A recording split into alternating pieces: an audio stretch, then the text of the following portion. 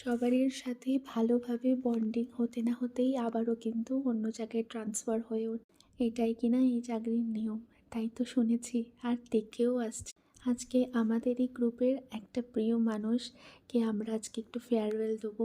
এই ফেয়ারওয়েল তো নাম মাত্রই, তবে জানো তো, ইয়ে দোস্তি হাম কভি নেহি তোড়েঙ্গে, ইয়া কভি আলবিদা না কেহনা।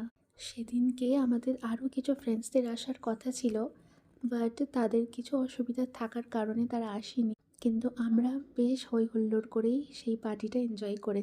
একটু মনের মধ্যে দুঃখ কষ্ট তো ছিলই যে চলে যাচ্ছে একজন আমাদেরকে ছেড়ে অন্য জায়গায়, বাট তবে এটাও ভাবছিলাম যে আবার ওর সাথে ঠিক না কোনো জায়গায় দেখা তো হবে। আর আমি বিয়ে হয়ে আসার পর ওর সাথে আমার বেশ ভালো বন্ডিং তৈরি হয়ে গেছিলো।